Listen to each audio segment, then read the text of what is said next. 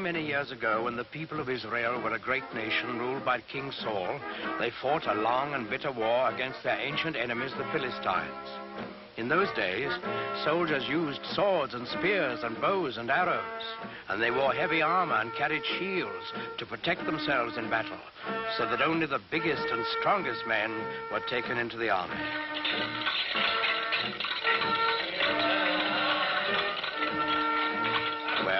In this war, the Israelites and the Philistines were pretty evenly matched. They fought many hard battles, and each side lost many men, but neither side could completely conquer the other. Then one day, while the Philistines were camped on one side of the great valley and the Israelites on the other, there came out to the camp of the Philistines a champion of their cause, a huge giant, taller and stronger and bigger than any man anyone had ever seen.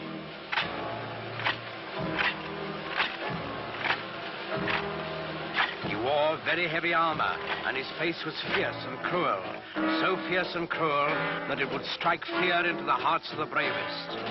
This was Goliath, the giant of Gath. He strode to the center of the valley, faced the armies of Israel, and in a voice like thunder, he hurled this defiance at them. I am Goliath, the giant of Gath, and the Philistines have chosen me as their champion. You, soldiers of Israel, choose a man for you, and let him come down here and fight with me. If he kills me, we will be the servants of Israel. If I kill him, you will be slaves to the Philistines. I defy any man to accept my challenge.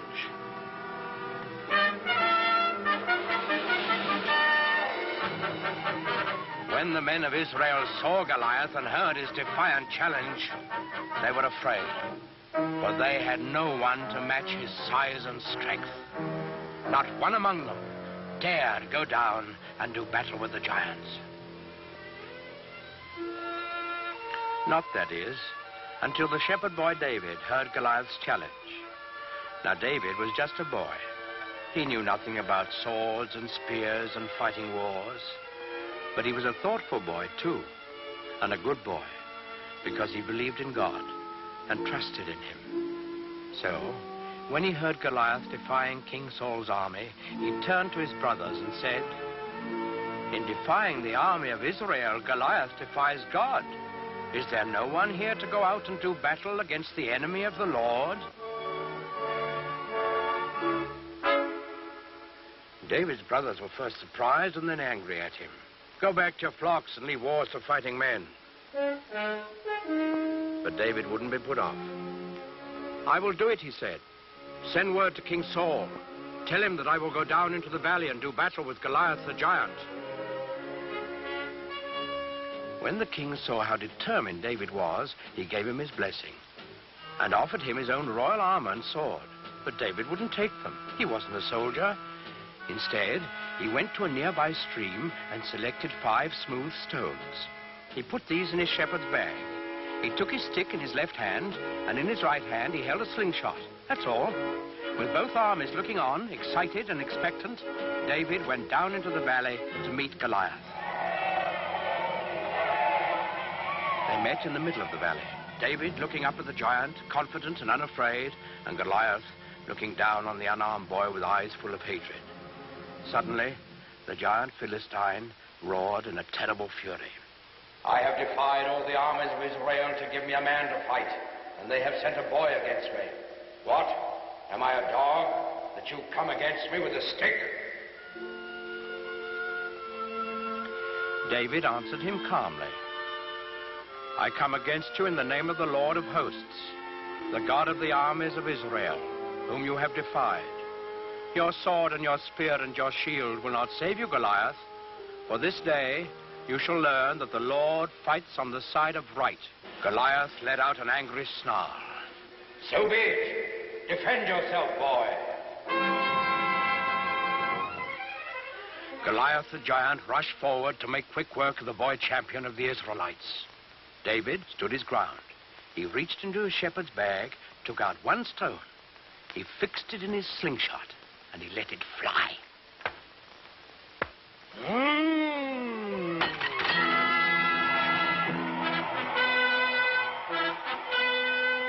The giant was dead, and the simple shepherd boy, who trusted in God, had done what all of King Saul's army hadn't been able to do. David lifted his eyes to heaven, and he whispered a prayer.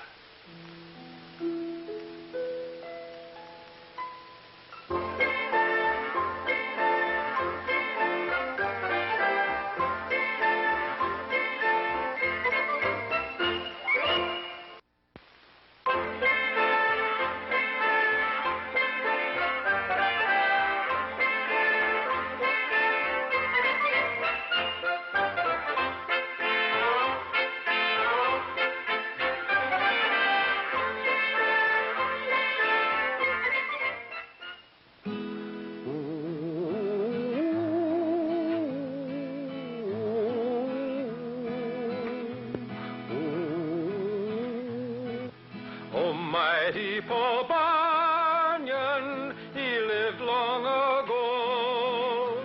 His strength and his goodness helped America grow. When Paul Bunyan was just 1 month old, he placed his baby hands around a young maple tree and tore it out of the ground, roots and all. When he was only 18, he was already 25 feet tall and weighed 800 pounds, all bone and muscle. He took one look at the deep forests of the West and found his job: to chop down the trees to make room for cities, farms, and people. Come all you sons of freedom that run the forest stream. Come all you roving lumberjacks and listen to my theme. We'll cross the roaring rivers where the mighty waters flow, and we'll roam the wild woods over, and once more a lumbering go, and once more a lumbering go, and once more a lumbering go. We'll roam the wild woods over, and once more a lumbering go. Paul Bunyan was so tall, he covered miles with every step. Why, one day he started walking across the country. He walked across Ohio, Indiana, Illinois, and then stepped into the state of Wisconsin. There, he met an old farmer, his head bowed down with grief. The farmer told Paul his story. I'm going down the road feeling bad. Oh, my crops have failed and now I'm feeling sad. My family is hungry and we have no place to live. I'm going down the road feeling bad. And with 5 blows of his axe, Paul Bunyan cleared a space of 10 miles for a brand new farm. Thank you, Paul Bunyan, cried the farmer. You're welcome, said Paul, as he took an extra big step and walked from Wisconsin into Montana. Yes, Paul Bunyan did some remarkable things, all right. As a soldier in the Revolutionary War, he faced a whole line of cannon. As the Hessian soldiers fired at him, he picked up a tree trunk and batted their cannonballs right back, like baseballs. Once, when pirates were roaming the east coast of the United States, he splashed his foot in the ocean and started a wave that sank the whole pirate navy. Oh, and I almost forgot. He also built the Rocky Mountains. Paul grabbed a hill with either hand with a ring-ting-a-tim-ring-a-tid-not-nay and set them down so they would stand in a row. He built the Rockies up so high the topmost peak held up the sky with a ring-ting-a-tim-ring-a-tid-not-nay. Then came the biggest job of his life. The country had no inland waterway large enough for big ships carrying heavy freight. So, Paul Bunyan began to dig. Soon, he had scooped out hundreds of miles of earth. Now he wanted rain, so he clapped his hands together. And down poured the rain until the holes in the earth were filled with the Great Lakes. La la la la la la la. Now, one of the Great Lakes was named Lake Erie, and the town of Buffalo was on its shore. It took just another day's work for Paul Bunyan to dig the Erie Canal from Buffalo to Albany, and the inland waterway was completed. In his later years, with his big jobs done, Paul Bunyan went back to one of his favorite hobbies, mountain making. But this was a mountain for children, a rock candy mountain. Oh, the buzzing of the bees in the popcorn trees near the chocolate ice cream fountain, where the jelly beans grow and the milkshakes flow down the big rock candy mountain. Oh, the children eat their fill of the whipped cream hill, and no one's ever counting. There's so much to eat, life is one long treat on that big rock candy mountain. Did Paul Bunyan really live?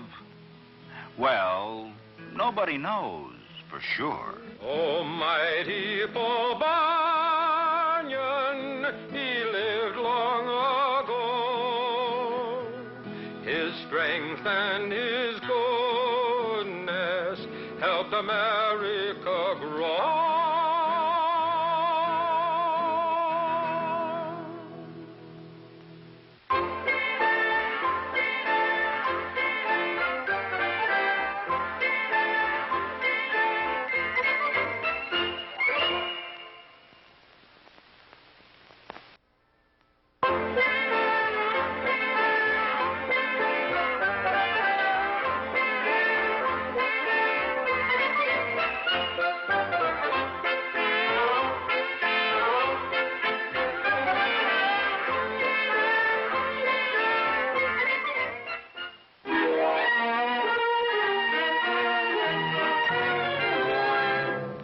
Many hundreds of years ago, the good King Richard, known as Richard the Lion-Hearted, left England to take part in the Crusades, the war against the heathens who had captured the Holy City.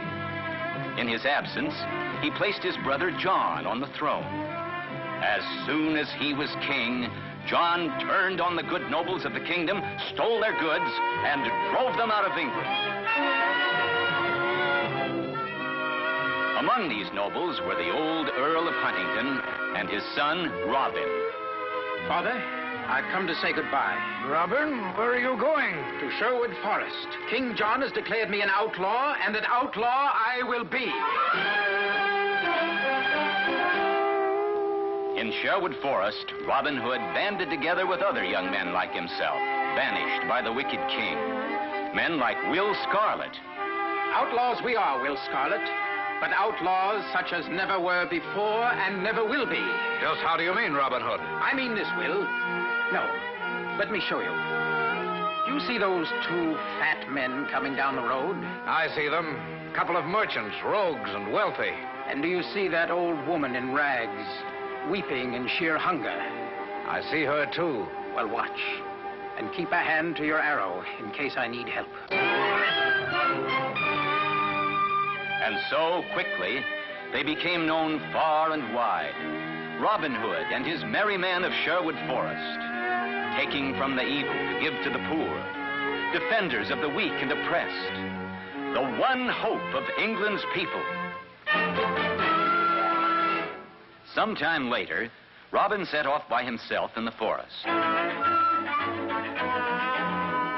He started across a bridge which lay across a stream, a bridge consisting of a single log of wood. But facing him, blocking the way, was a stranger, a tall man with broad, powerful shoulders. I'm afraid there's only room for one of us to cross at a time. I think it ought to be the better man. Stand and fight. With only wooden sticks as weapons, they fought long and hard. Finally, with one quick, powerful motion, the stranger knocked Robin Hood into the stream.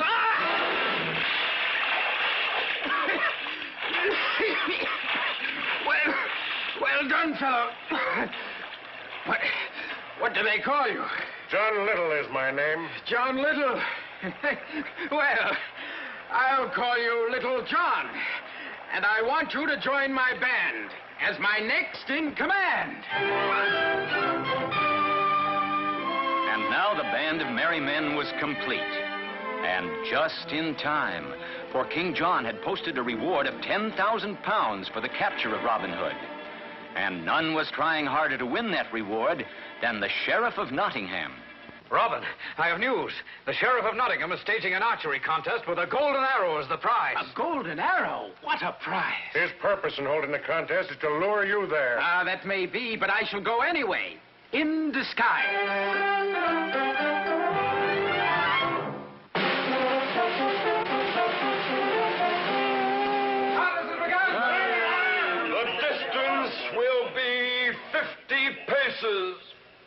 You, that beggar over there, get out of the way. I?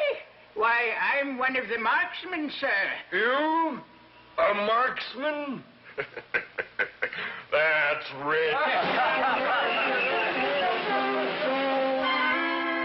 One by one, the finest bowmen in the land shot their arrows. Finally, one arrow lay in the exact center of the circle, a bullseye. The winner is Adam of the Dell. Pardon, Sheriff. I have not yet competed. You? Well, maybe it will bring us a laugh. Robin let fly. A perfect shot, right on top of the arrow in the center, splitting it down the middle. Robin had won. A shot like that, only one man in all this land can shoot so well. Robin Hood, after him, catch him! But the sheriff was too late. Robin was already speeding back to Sherwood Forest.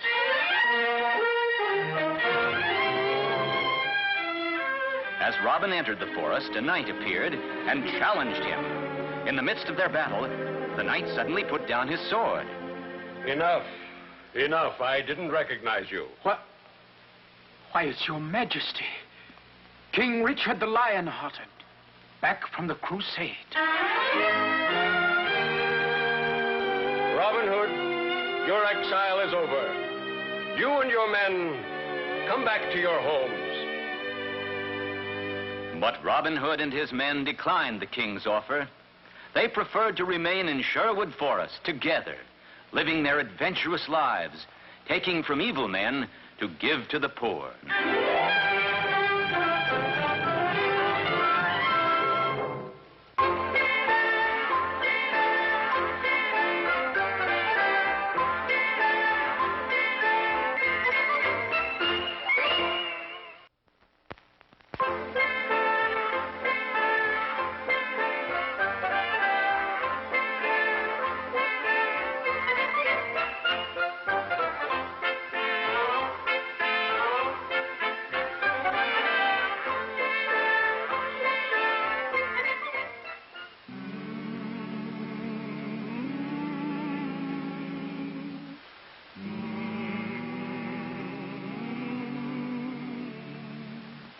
"500 years ago, there were people on both sides of the Atlantic Ocean, but neither knew about the other. On the western side, our side, the people had reddish-brown skins and lived in huts or wigwams. On the eastern side, in Europe, the people were white-skinned. They had learned how to build houses and large sailing ships, but they still didn't know much about the rest of the world. In fact, most of them believed the earth was flat. Then one day, a map maker named Christopher Columbus had an idea. Do you know what? I think the world isn't flat at all. I think it's round like a ball. Did you hear what he said? Did you hear what he said? He said that the world is round. Oh, he's crazy, man. I think the world isn't flat at all. I think it's round like a ball. The world's as flat as the brim of your hat, and that is very plain. I know that I'm right, oh, I know that I'm right when I say that the world is round. Oh, I'm right, oh, I'm right. My thinking is sound, and I'll prove the world's round. It won't take very long. But it did take long, 7 long years, before Columbus could convince a king or a queen to let him try out his idea. Then Queen Isabella of Spain agreed to supply the ships and men for his trip. I will discover a shortcut to India and bring back some of the great wealth I find there. And I can do it, for I know the world is round. And instead of going east to India, I shall sail west and reach India around the other way. It will be a shorter and cheaper way, for I'll do it all by sea. Queen Isabella provided Columbus with 3 ships, the Nina, the Pinta, and the Santa Maria. And on August 3rd, 1492, they set sail across the unknown Atlantic. High on the foaming tide, over the ocean, onward our ships will ride, onward, my sailors. The ships sailed onward, but 2 long months after they started, there was still no sign of land ahead. Turn back, Columbus! Turn back, Columbus! We'll not turn back until we find India. Onward, men! By October 10th, the sailors and the crew were ready to take matters into their own hands. If Columbus won't do as we ask, we'll put him in chains. And we'll turn the ships around ourselves. Wait! Have you heard? One of our men has just seen a branch in the ocean. What of it? It had fresh berries on it. That means we're near land. Hooray! 2 days later, the ships reached land, and Columbus and his crew saw the people with reddish-brown skins who lived there. Oh, I think it is rather surprising that they should have reddish-brown skins. But now since we have landed in India, then these people must be Indians. We'll call this part of India San Salvador, and I take possession of it in the name of the King and Queen of Spain. The people Columbus called Indians were very friendly, and they gave Columbus and his men many gifts, but not the rich jewels and gold for which they had come. For Columbus really wasn't in India at all. He was on one of the islands off the coast of America. But because of Columbus's mistake, the natives of America have been called Indians ever since. Columbus visited other islands near San Salvador, looking for the great wealth of India. And then he and some of his men returned to Spain. Hooray! Hooray for Admiral Christopher Columbus! Columbus had no trouble getting ships and men for his second voyage, but he still hadn't the slightest idea that he was headed for the vast continent of America, and that he would have had to cross it and sail over the Pacific Ocean before he could reach India by traveling west. The men of Europe were no longer afraid of the ocean. Columbus made 2 more voyages, and other explorers followed. But each year on October 12th, we celebrate Columbus Day, the anniversary of that day in 1492, when Columbus first sighted the land of the New World, America.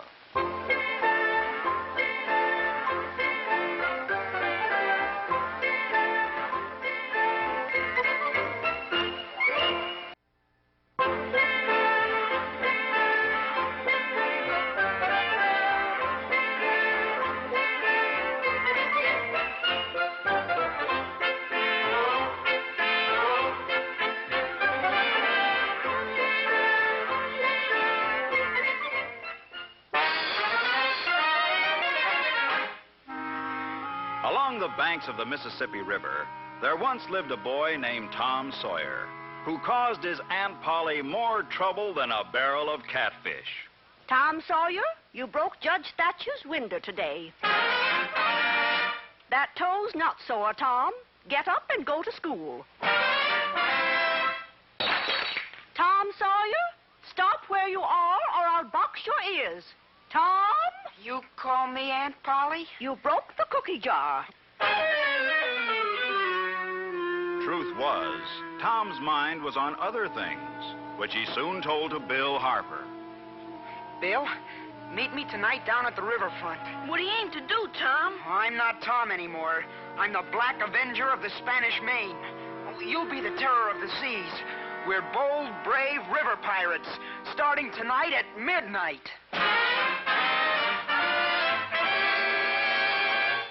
Look, a campfire on the island. Somebody's here. Run for it, Tom. Back to the boat. Oh, pirates don't run from trouble, Bill. Come on. Let's find out who's at that campfire. Creeping to the campfire, the pirates came upon two men quarreling with each other, Dr. Robinson and Injun Joe. A third man, a tramp named Muff Potter, was asleep nearby. Suddenly, the Injun drew his knife and struck the doctor down. Quickly, the Injun put the knife in the hand of the third man dozing near the fire. Why, the Injun's gonna blame someone else. That tramp, Muff Potter. He'll be arrested for sure. Like startled deer, the pirates sped back to their boat and swore each other to secrecy. Only 3 of us know the truth, Bill. If we talk, that Injun will scalp us. Muff Potter was arrested, and it looked as though the truth would never come out. Then one day, Muff Potter's lawyer hauled Tom Sawyer to court and dragged the truth out of him. Now, under oath, point to the man who used this knife that night on Jackson's Island. Point him out. It was him. There by the window, Injun Joe. You're in a peck of trouble now, Tom Sawyer. Injun Joe's free, and he'll be after you. 'Cause now he knows you saw that fight on Jackson's Island. Weeks passed, and when Injun Joe failed to return, Tom Sawyer grew braver. Then, one day he confided to his girl, Becky Thatcher. It was a black box full of money. A real treasure box. Oh, that's what Doc Robinson and Injun Joe quarreled over.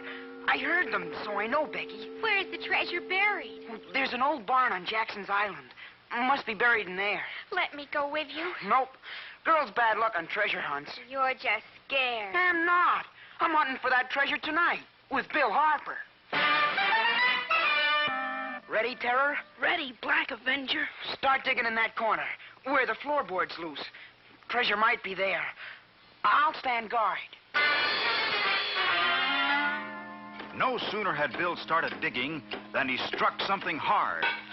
Tom, I found the treasure. I found it. But just then, Tom ran back from the doorway. Bill, let it be. Quick, up the ladder to the loft. Somebody's coming, and I think it's Injun Joe.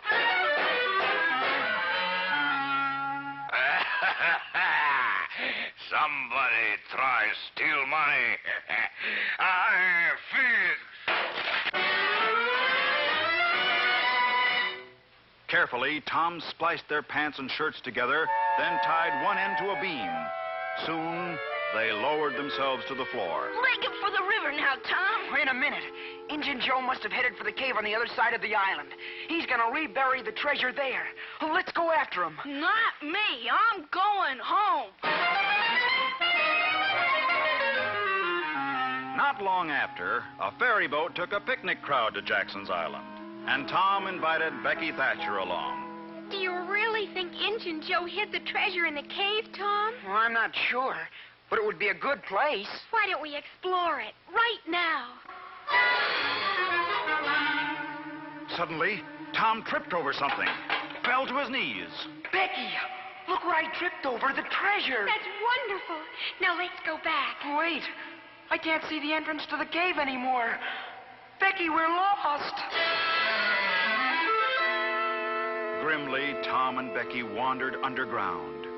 They had almost given up when they made a turn in the passageway, and then... Look, a light.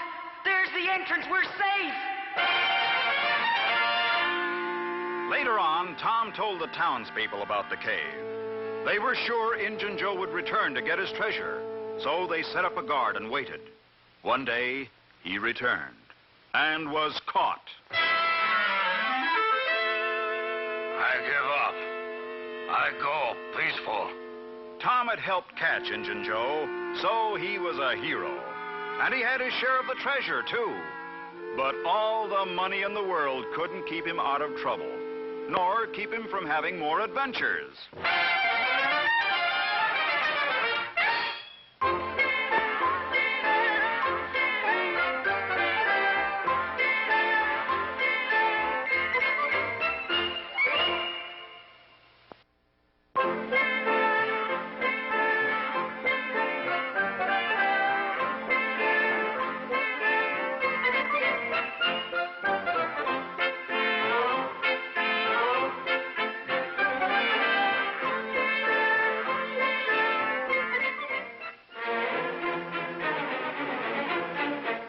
New Year's Day in Persia was the most celebrated day of the year. Wonderful shows were prepared to entertain the king and the prince. At the end of the program, a lone figure stood before the king with a beautiful horse.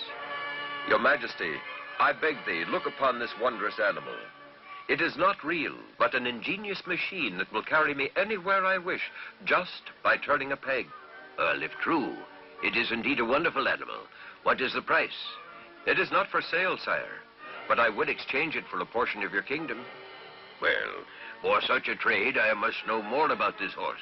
My son, Prince Brahma, will test the animal for me. The owner started to show the prince how to control the horse.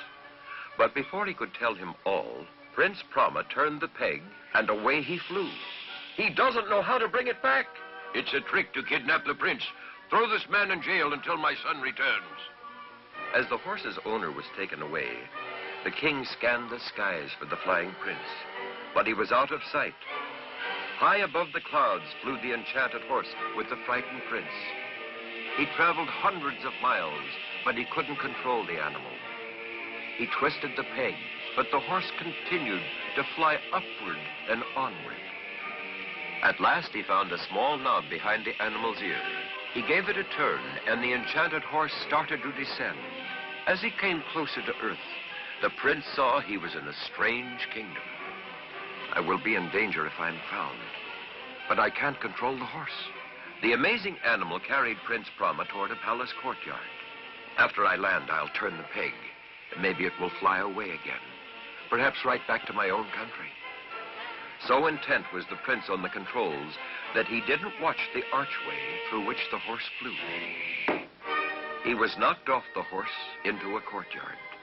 No one saw him, and while everyone crowded about the mysterious horse, Prince Brahma hid in a room. After studying the horse, the king gave out an order. This is a most unusual animal. I shall give it as a gift to Princess Serena. Perhaps then she'll be my bride. Take the animal to the stable until I'm ready to give it to her. Prince Brahma could hear the king's orders, and now he realized his chance of escaping was gone. Then he heard someone sobbing. He discovered that he was in the room of Princess Serena. She was the most beautiful girl he had ever seen. She looked up and saw the prince staring at her. Who are you? I'm Prince Brahma. I come from far away. Don't let them know I'm here. Oh, did my father send you to rescue me from King Agmir? No, but perhaps I can help. Tell me how you came to this place. Princess Serena then told Prince Brahma the story of how she was captured by the powerful King Agmir. She must marry him or be put to death. I have an idea. If you pretend to be ill, the king will have to postpone any decision until you're well. I'll hide out in the city and return when the time is right. The princess agreed, and she acted as if she were in a trance. And soon the whole palace was alarmed. Word got to the king about her illness. Send for the best doctors in the kingdom. Each doctor who came tried to cure the young girl, and each failed. King Agmir sent out a call to physicians from other lands. One day, a strange doctor came to the palace. I can cure the princess, but I must attend her alone. When the doctor was alone in the sick girl's room, he spoke to her. Princess Serena, arise, for it is time for us to leave. Prince Brahma, it is you? Yes, Serena, but we must play the game for a while yet. Now we will see the king. Sire, you see she is almost cured already. No, some special, unusual gift from you may complete the treatment. How fortunate. I have been saving a most unique horse to give to the princess. So the enchanted horse was brought to the palace. It's beautiful. May I sit in the saddle? Of course, my dear. It's yours. Prince Brahma helped Princess Serena up on the horse. Then he turned to the king. You see, sire, she is cured. Now for my fee. Of course, good doctor. What is your wish? I wish the princess myself. He jumped behind Serena. Never. She is mine. Guards, seize him. But the guards gaped in wonder as the horse rose from the floor and soared away. Out over the fields and mountains, the prince and princess flew.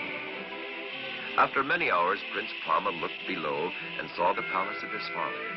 The enchanted horse had brought them home.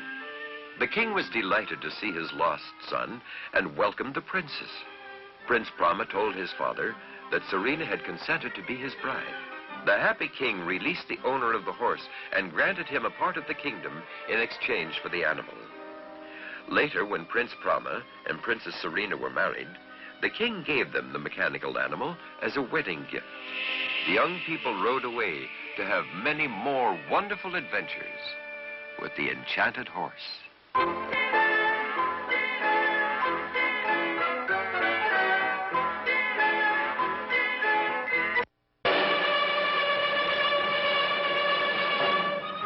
Many years ago, the brave armies of Greece and Troy were locked in a long, bitter war. The Trojans had captured a beautiful Greek princess named Helen and held her within their fortress city of Troy. It did not seem possible that any man could break into the fortress city of Troy. For days, weeks, months, the Greek soldiers from their camp on a beach near the city assaulted the walls of Troy, but they were always beaten back. Then Ulysses, a great leader of the Greeks, said to his men, "I have a plan. It is dangerous, but if it works, the Trojans themselves will take us through the gates of their city." At the order of Ulysses, the Greek soldiers set to work cutting down huge trees, making the wood into planks. From the towers of Troy, the Trojan soldiers watched a big building grow taller and taller day by day until it was 6 stories high. And when the Greeks pulled away all the work ladders and scaffolds, there stood a huge wooden horse, 80 feet tall.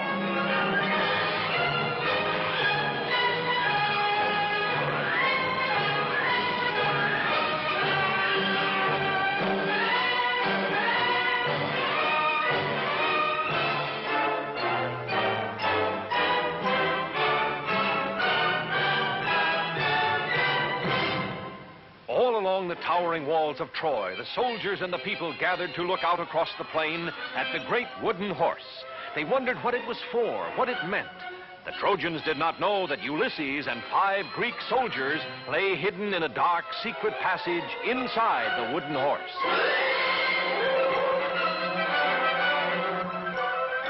All through the night, fire blazed brightly on the beach.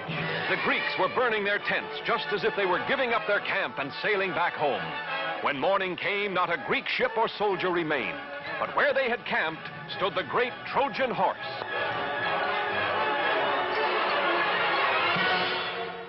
The Trojan people poured out of the city to the beach so they could look more closely at the victory over the Greeks. The Princess Cassandra, daughter of the king of the Trojans, warned her people of this Greek gift, but no one would listen. The Trojans decided to pull the great horse inside the walls, into the city of Troy itself.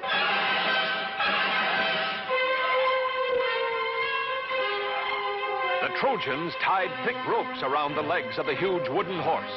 Hundreds of men took a hand at the ropes. Others lined up behind the horse.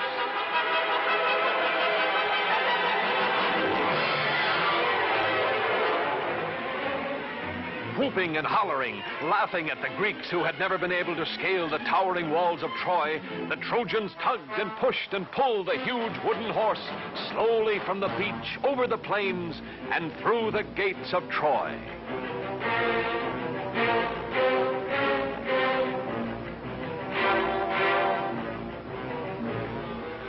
In the dark, secret passage of the wooden horse, Ulysses and the 5 soldiers lay quietly waiting. They could feel the horse being moved. What the Trojans had decided to do, neither Ulysses nor his soldiers knew. Suddenly, after a whole day and half a night, the Trojan horse moved no more. An hour passed. Still the horse did not move. Ulysses gave a signal. The soldiers felt their way silently down the dark, secret passage, following Ulysses. Cautiously, he opened the trapdoor. Just as he hoped, the Trojans had brought the horse inside the walls of Troy. The city was sleeping now, and the walls were unguarded. Ulysses drew his sword. He ordered the soldiers to follow, and he dashed for the main gates of the city. The Greek soldiers quickly tied the sleeping Trojan guards, while Ulysses scampered up the sentry tower. Holding a torch high above his head, he signaled to the Greek army, which had turned around and sailed back to the beach during the night.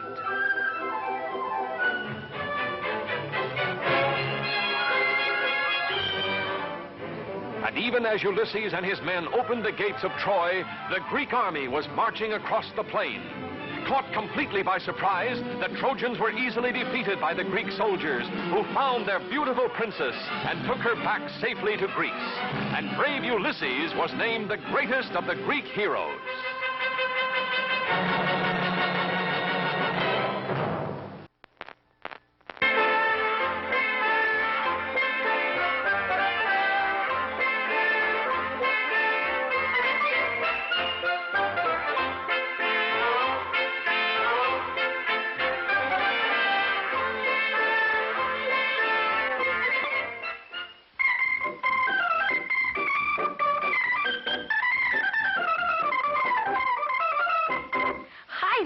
My name is Jim Hawkins, and I have a story to tell.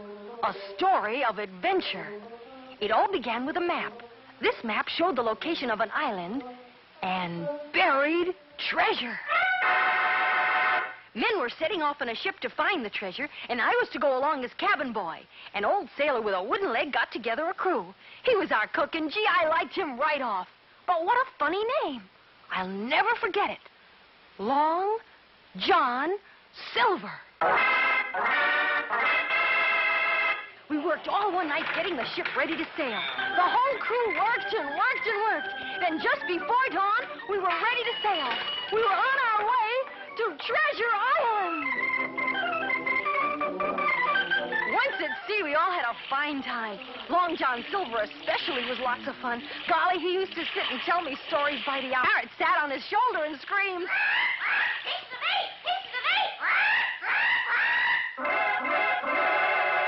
Now, there was a barrel of apples set out for the men. And one night I went to get myself an apple, but because they were almost all gone, I had to climb right into the barrel to get one, right down to the bottom. Then a strange thing happened. Just as I was about to climb out, I heard voices. Keep your eye peeled for that. It was Long John Silver and some of the crew. Now, me laddies, you're a smart lot. No need for us to return empty-handed. We'll come back with all the treasure for ourselves. Gosh, these men were pirates.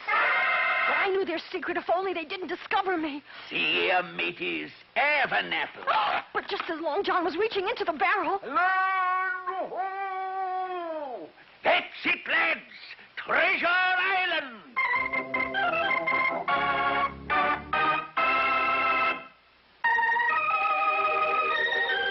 The whole crew went ashore. Loyal crewmen in one group, pirates in another, all looking for the treasure. Pretty soon I was all alone in the jungle when all of a sudden, from behind a tree jumped the strangest man you ever did see. He was laughing and laughing and laughing. And all at once he stopped. Who are you? My name is Jim Hawkins, sir. Well, I'm old Ben Gunn, and you're a pirate, aren't you? Oh, no, sir, no. Well, I know that pirates are here looking for my treasure, but they won't find it. I've lived in this island for 3 years hiding that treasure. They won't find it now. No, they won't. Long John Silver. Yes, me hearties, it's Long John and me crew.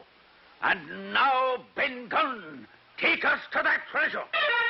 Long John and his pirates had surrounded us. Ben would just have to take them to the treasure now. Our only chance was to have the loyal crew find us before we reached it. Ben Gunn took us to the far side of the island and pointed to a cave. I'm afraid you've done a scene, Long John. Right, you are. And the treasure's mine. Long John grabbed a hook and started to pry open one of the chests when... What's that? Our loyal crew was fighting the pirates. Long John and his men were captured.